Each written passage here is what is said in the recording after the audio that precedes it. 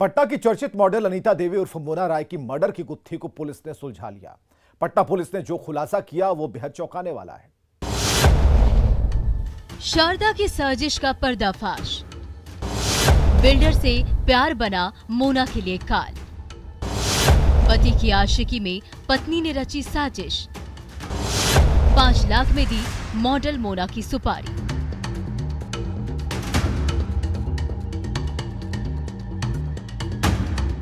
राजधानी पटना की चर्चित model TikTok star miss Bihar 2021 की प्रतिभागी बेस्ट आई का खिताब जीतने वाली अनीता देवी उर्फ मोना राय हत्याकांड में पुलिस ने 13वें दिन अहम खुलासा किया, जिसमें लव, थ्रिलर और किलर तीनों का कॉकटेल मिला है, जिसे सुनकर आप भी दंग रह जाएंगे और आपके भी मन में कई सवाल कौंधने लगेंगे कि आखिर क्या कोई पति की बेवफाई से खफा होकर इतनी बड़ी साजिश रच सकता है, जिससे सलाखों के दरवाजे उसके लिए खुल जाए। देर ही सही, लेकिन दरवाजे तो खुल गए हैं। पुलिस ने जो खुलासा किया है उसमें प्रेम के साथ साथ प्रतिशोध भी है। यही प्रतिशोध मॉडल मोना के मौत का कारण बना। इनका पिछले 9 साल से संबंध था। एक राजू नाम के लैंड ब्रोकर है जो कि फुलवारी शरीफ में रहता है।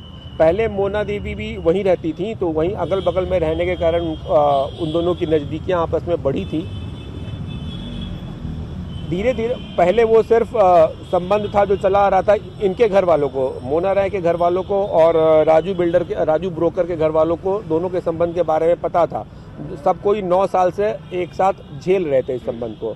लेकिन इधर नया नया यह एक डेवलपमेंट शुरू हुआ था कि यह सारा का सारा खर्चा मोना राय के परिवार का राजू ब्रोकर उठा रहा था, कैश भी दे रहा था, एक अलग से फ्लैट भी ले रखा था, उसका भी किराया दे रहा था, और हाल फिलहाल में उसने एक जमीन भी खरीदी थी मोना राय के नाम से। यह सब बात जो है राजू के अपनी पत्नी जो है, जिसका नाम है शारदा देवी, उसको यह पसंद नहीं आ रही थी।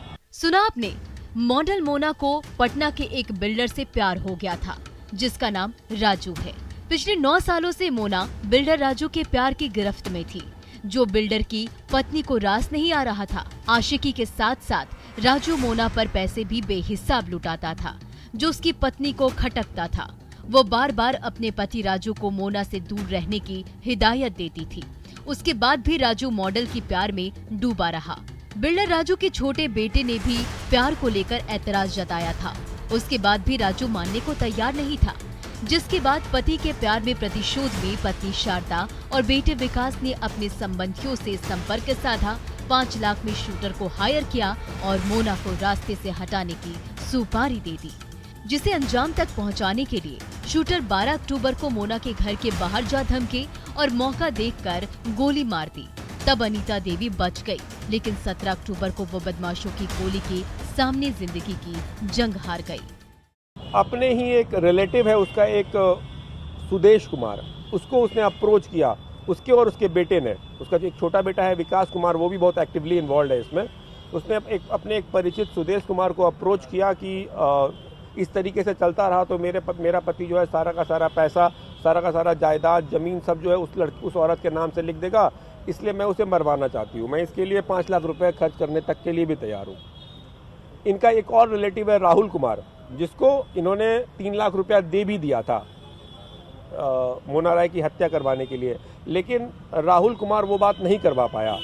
तो फिर सुदेश जो है अपने ही कुछ परिचित, जो शंकर है, परिचित कह लें, रिलेटिव कह लें, लोग सब आपस में भाई बहन, दूर का रिश्ता है, आप नज़दीक और दूर का रिश्ता है।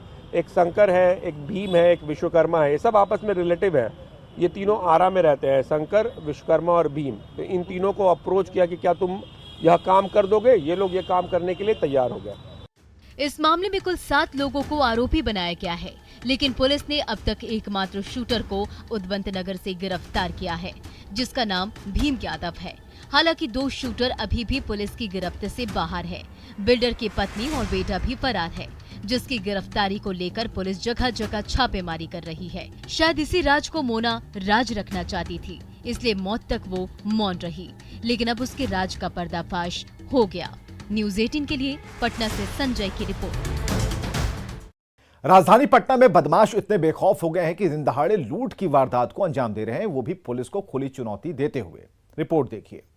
तेल व्यवसायी से 50 लाख कैश की लूट। दिन दहाड़े बाइक सवार बदमाशों ने की लूट। हवाई फायरिंग करते हुए भाग गए अपराधी।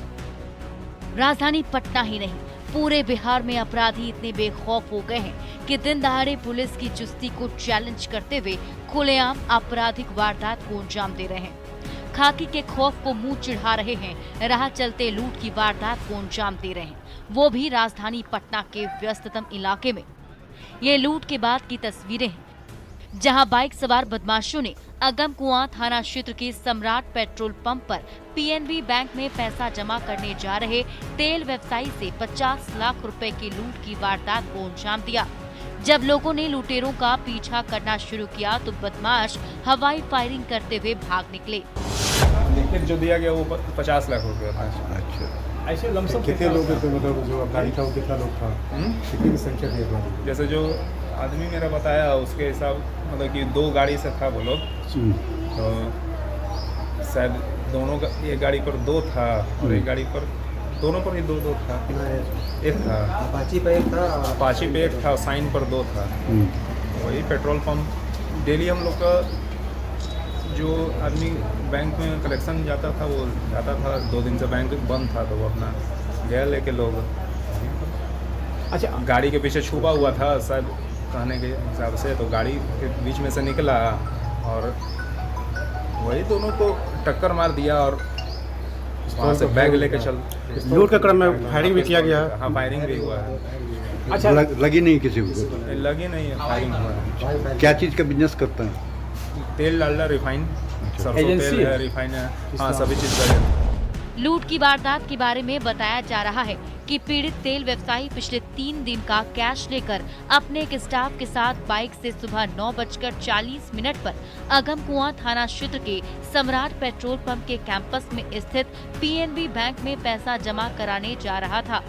इसी दौरान जैसे ही वो पंप पर पहुंचा, वैसे ही 2 बाइक पर सवार 3 बदमाशों ने उनकी बाइक को घेर कर टक्कर मार दी, जिसके बाद पीड़ित व्यवसायी की बाइक एक तरफ झुक गई। उतने में एक बदमाश ने पिस्टल तान दी और पैसों से भरा बैग लेकर भाग गए। इस बीच व्यवसायी ने पैसों से भरे बैग को बचाने की कोशिश की, लेकिन वो अपराधियों के सामने नाकाम साबित हुए। उसके बाद लुटेरे बैग लेकर भागने लगे। मौके पर मौजूद लोगों ने बदमाशों का पीछा करने की कोशिश की तो अपराधियों ने हवाई फायरिंग शुरू कर दी, जिससे इलाके में खौफ का माहौल पैदा हो गया और लुटेरे पैसे से भरा बैग लेकर भागने में कामयाब रहे। हम लोग यहाँ पे खड़े थे। हाँ। उधर से एक बाइक आया झोला लेके, इधर से 2 बाइक लिया, झोला छीनने लगा।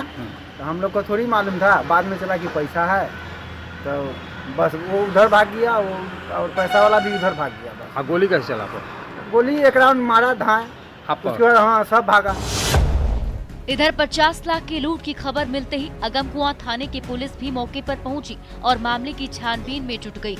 लेकिन अफसोस कि अभी तक जांच में पुलिस के हाथ लुटेरों का कोई सुराग नहीं लगा है। पुलिस बम पर लगे सीसीटीवी कैमरे के फुटेज को खंगाल रही है ताकि कुछ सुराग मिल पाए। लेकिन हैरानी की बात यह है कि जहां प्रशासन से जुड़े तमाम बड़े बड़े अधिकारी बैठते हैं और वहीं से प्रदेश के बाकी जिलों में सुरक्षा और अपराधियों पर नकेल कसने की रणनीति बनाई जाती है, वहां दिन दहाड़े अपराधी सुरक्षा के तमाम दावों को खुली चुनौती देते हुए लूट की वारदात को अंजाम दे रहे हैं।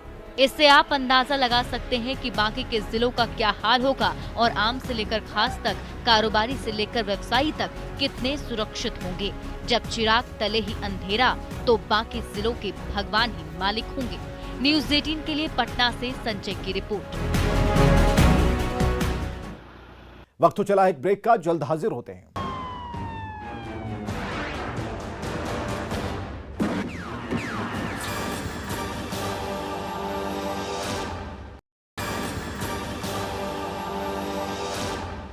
ब्रेक के बाद एक बार फिर से आपका स्वागत है।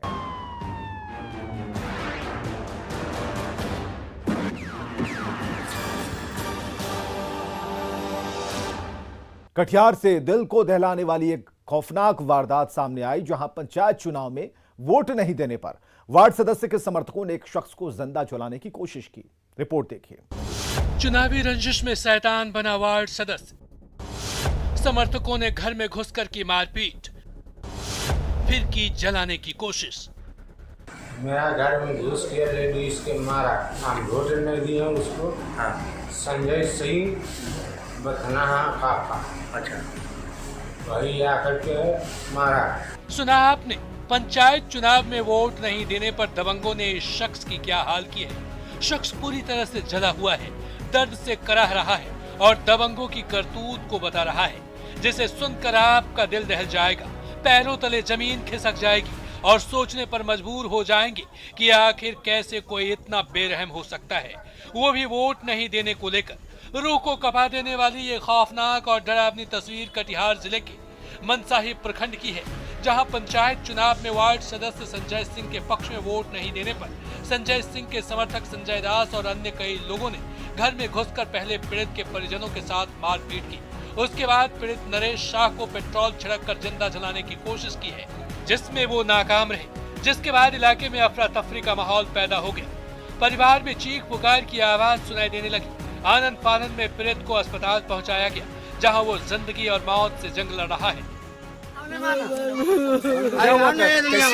कैसे क्या घटना हुआ? सब फुसला के ले गए, कल के चलो काल के बाद काले बीत गया, चलो सब मिल कर खाते पीते हैं। खा लिया उसको दे पर पेट्रोल के छिड़ दिया, और जब घर आने लगा तो आग लगा कर चमक सुता दिया।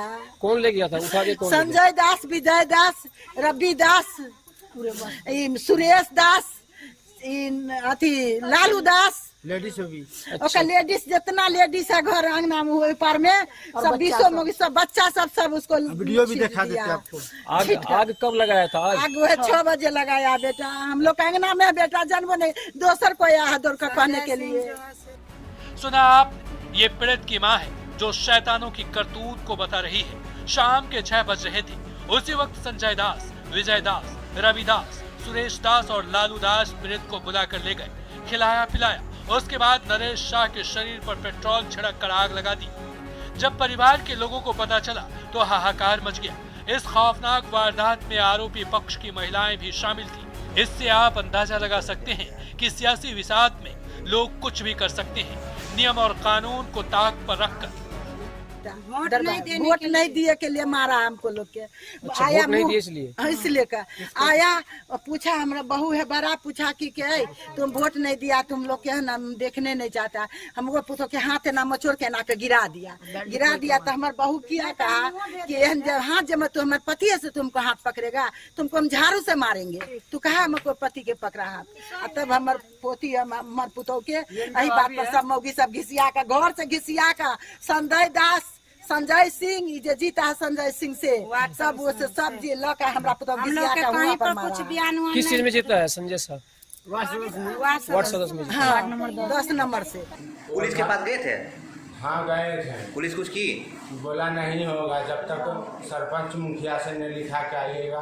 शैतानों ने इस कदर कहर बरपाया है कि आप बीती बताते हुए पीड़ित की जुबान लड़खड़ा रही है। जब पीड़ित परिवार स्थानीय थाने में शिकायत के लिए पहुंचा तो पुलिस ने एफआईआर तक दर्ज नहीं किया। कहा पहले सरपंच और मुखिया से लिखवा कर लाओ, तब एफआईआर दर्ज होगी। 24 तारीख को यानी कि कल जो घटना घटी है, 5 बजे शाम में थाना पर गए थे, लेकिन दुर्भाग्य से उस समय थानाध्यक्ष मनसाही जो पंचायत चुनाव में व्यस्त थे, उनसे भेंट नहीं हो सकी और थाना पर पदाधिकारी के अनुपलब्धता के कारण उनकी शिकायत भी प्राथमिकी तौर पर दर्ज नहीं की जा सकी। अब सवाल ये है कि पुलिस ने एफआईआर क्यों नहीं दर्ज की? क्या सरपंच और मुखिया के लिखने के बाद ही एफआईआर दर्ज होगी? क्या पीड़ित के बयान का कोई मतलब नहीं है? सरपंच और मुखिया ने इस मामले में क्या किया? सरपंच और मुखिया ने पुलिस को खबर क्यों नहीं दी? वार्ड सदस्य के समर्थकों को इतनी हिम्मत कहां से आई? क्या वोट नहीं देने पर दबंग कानून को हाथ में लेंगे? लोकतांत्रिक व्यवस्था का क्या मतलब? ये वो तमाम सवाल है जिसका जवाब संबंधित पंचायत के सरपंच और मुखिया के साथ साथ स्थानीय पुलिस को देना पड़ेगा, क्योंकि मामला मानवाधिकार से जुड़ा है। मतदाता अपनी पसंद और इच्छा से किसी भी उम्मीदवार को वोट देने के लिए स्वतंत्र है। अगर कोई दबाव बना रहा है या दबंगई दिखा रहा है तो वो अपराध है, कानूनन जुर्म है, जिसकी सजा उसे मिलनी चाहिए। लेकिन सोचने वाली बात यह है कि क्या कोई सत्ता, कुर्सी और पावर के नशे में इतना पागल हो जाएगा कि कानून को ठेंगा दिखाएगा, लोकतंत्र की व्यवस्था में दहशत का माहौल पैदा करेगा। ये पुलिस के लिए भी शर्म की बात है। जीत के बाद ये हाल है तो आगे 5 सालों में क्या होगा, इसका अंदाजा आप सहज लगा सकते हैं। अगर समय रहते पुलिस ने कार्रवाई नहीं की तो संबंधित थाने से लेकर जिले के एसपी तक को जवाब देना भारी पड़ेगा। न्यूज 18 के लिए कटिहार से सुब्रत गुहा की रिपोर्ट। तो अपराधी चाहे लाख शातिर हो, तफ्तीश की दिशा अगर सही है तो बच नहीं सकता कोई गुनहगार सलाखों के पीछे जाने से। तो पुलिस चाहे सोई हो, मुजरिम चाहे कोई हो, आप बने रहे हमारे साथ, क्योंकि हर जुर्म के खिलाफ हमारी तफ्तीश लगातार जारी है।